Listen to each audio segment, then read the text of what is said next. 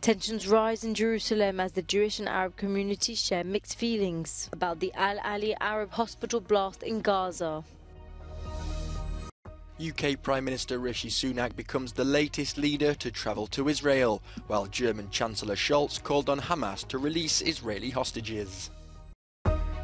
Thousands of people across Europe take to the streets, calling for an end to the violence in the Middle East. The European Parliament awards the Sakharov Prize to Mahsa Amini and the social movement sparked by her death, Women, Life, Freedom. The blast at Al Ali Arab hospital in Gaza and the hundreds killed have caused a shockwave in public opinion in the region. Words such as massacre and devastation are often used. But who was to blame? Euronews went to assess reactions in the Jewish and Arab communities in Jerusalem. Talia has lost family members in last week's Hamas attack. She blames the militants for starting this wave of violence, but not all Palestinians. I like Arab. I don't have something with Arab. I work with Arab. We are joking. We have everything is good. Why to be like this? Why? The presence of the military has become more common as Israel's call-up of reservists continues.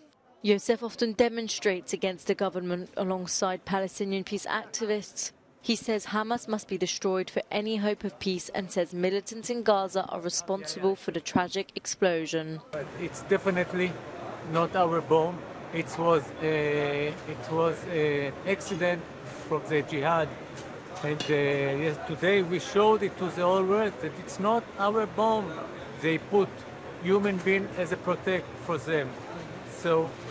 And they don't care. Among the Arab communities in East Jerusalem, most people were reluctant to appear on camera, fearing harassment from the police from what they could say. But one man did agree to give his opinion anonymously. You could easily tell Israelis and Americans are right behind. They're not interested in Gaza anymore and its people.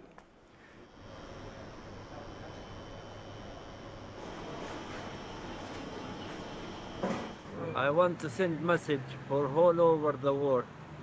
Pray for God. صلوا لله. صلوا لله عشان ينجينا ويحمينا ويحمي أولادكم ويحمي أبنائكم. دخيل الله صلوا لله. Everybody here is in shock. Now they feel this is a new escalation in the conflict, and more than ever, people fear that this could turn into a regional conflict.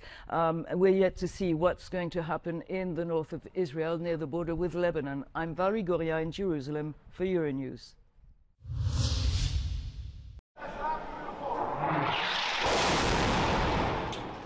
The Israeli military's bombardment of the Gaza Strip continued on Wednesday night. Dozens of people were killed in the air raids. Meanwhile, a convoy of aid at the Rafah border is waiting to be delivered. Our correspondent Valerie Goria reports.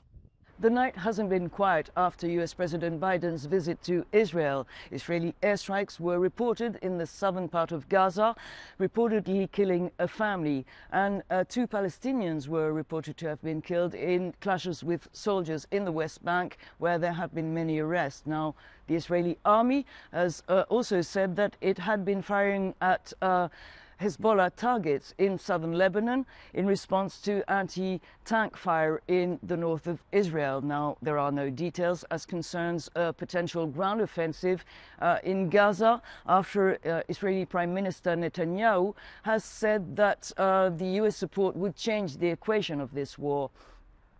At the same time, 3,000 tons of aid are waiting at the Rafah crossing points. On the Egyptian side, Egypt has agreed to let through 20 trucks of food and water supplies, but the road on the Egyptian side has to be fixed. It had been damaged by Israeli airstrikes in Gaza. And also, Israel is demanding that safe zones be identified for the aid to be delivered, as to avoid Hamas from seizing any of this aid. And in the meantime, 500,000 people are piling up in UN facilities, displaced people. The facilities are overcrowded, and it's reported that many families are now moving back or considering to move back to their homes in the north, as they feel that they cannot be safe anywhere in Gaza. I'm Valerie Goria in Jerusalem for Euronews.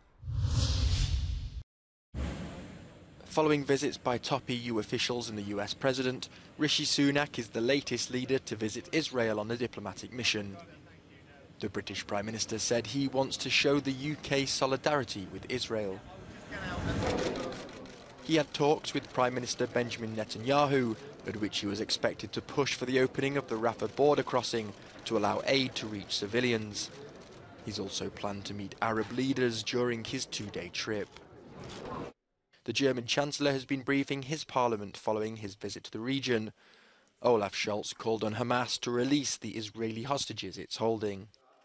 Viele von denen, die dort verschleppt worden sind, waren, das haben mir ihre Angehörigen geschildert, immer die vordersten Aktivisten für eine friedliche Entwicklung in der Region. Und das muss hier auch gesagt werden. Wir setzen uns für die Befreiung der Geiseln ein. Scholz also lashed out at the Russian President Vladimir Putin's warning about civilian casualties in the conflict. In the context of Russia's invasion of Ukraine, he described the remarks as cynical. Moscow has sent a consignment of humanitarian aid to Egypt for distribution among civilians in Gaza. It comes after Israel announced it would allow limited deliveries following a request from US President Joe Biden during his recent visit. Several hundred people defied a ban on pro-Palestinian rallies and took to the streets of Berlin on Wednesday evening. According to the police, more than 60 officers were wounded by stones, flaming liquids and acts of rebellion. There is no information on injuries amongst the demonstrators. 174 people were arrested after the rally, 65 who are under criminal investigation. German Chancellor Olaf Scholz calls on the authorities on Thursday morning to prevent demonstrations that threaten to turn into anti-Semitic rallies. Outside the International Court of Justice in The Hague, a pro-Palestinian peaceful demonstration demanded consequences for Israeli leaders. We wanted to let the ICC know that we support the people in Gaza and that we want that Netanyahu one day comes to this court to be punished here. A pro-Israel rally in Athens demanded justice for the thousands of innocent people murdered and the immediate release of the hostages held by Hamas. It's the first popular demonstration of support for Tel Aviv in Greece since the Hamas attacks on the 7th of October. In Athens, around 10,000 people gathered in solidarity with the Palestinians. The European Parliament has awarded the Sakharov Prize to Mahsa Amini, the young Kurdish Iranian who died last year after being arrested for allegedly violating Iran's mandatory headscarf law. The prize was also awarded to the social movement that was sparked by Amini's death, Women, Life, Freedom. The Sakharov Prize for Freedom and Conscience is the highest tribute paid by the EU in the field of human rights. The award recognises the work and bravery of tens of thousands of Iranian women who took to the streets for months to protest Amini's death in defiance of the Iranian regime.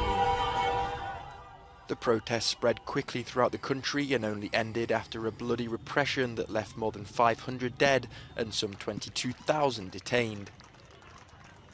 Last year's prize was awarded to the people of Ukraine for their resistance to Russia's invasion and defiance in the ongoing war.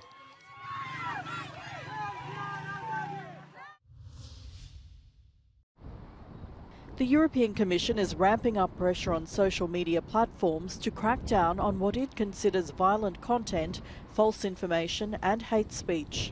It's launched an investigation into Meta and TikTok, asking them to explain what they're doing to comply with new digital rules.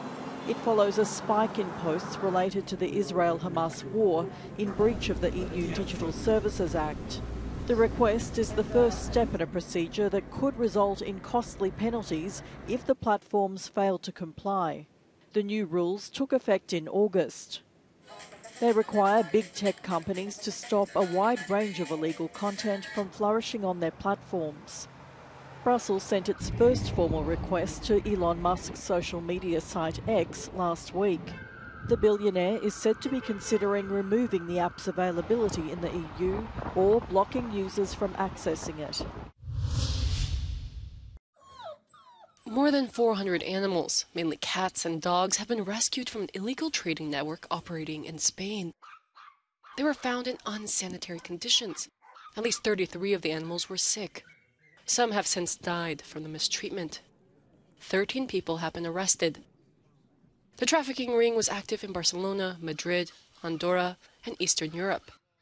The authorities suspect the gang forged documents to misrepresent sick animals as being healthy when they were sold. The suspects face charges of animal abuse, fraud, document forgery, and money laundering. A new animal welfare law, which took effect in Spain in September, bans the buying of pets in stores or online. Trafficking can pose risks to public health, as illegally bred pets are often not vaccinated and can spread rabies, parasites, and infectious diseases to humans and livestock. FC Barcelona president Joan Laporta has been hit with bribery charges amid an investigation into alleged illegal payments of more than €7 million made to José María Enríquez Negreira, the former vice president of the technical committee of referees.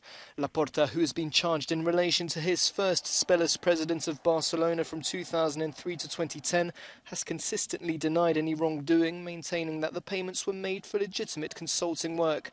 These charges come ahead of the highly anticipated La Liga match between Barcelona and Real Madrid.